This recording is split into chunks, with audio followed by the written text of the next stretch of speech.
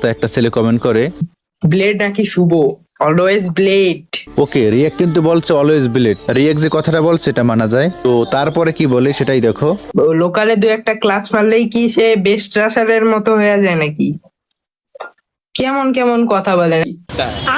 শুভকে বলে লোকালে দুই একটা ক্লাস মারলে কি পুরো প্লেয়ার হয়ে যায়? আচ্ছা, রিয়েক ভাই বলছে যখন ঠিকই বলছে। তাহলে রিয়েক ভাইয়ের একটু গেম প্লে দেখি, তার গেম প্লে কেমন।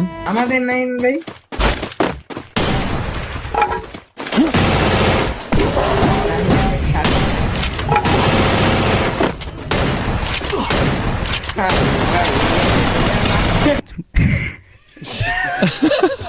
এনিমিতে ন্যারো মারছে, 3টে গুলি মেরে ন্যারোটা ওয়েব করতে পারে নাই। ও নাকি আবার স্পোর্টস প্লেয়ার।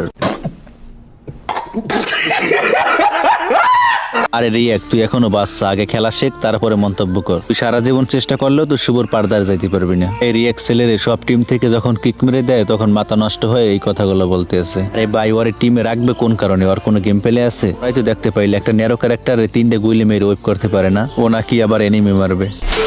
তো এক চামচার পাশে আর এক চামচা কি বলে, কাহা ব্লেড আর কাহা শুভ, কি লগে কি কম্পেয়ার করবে?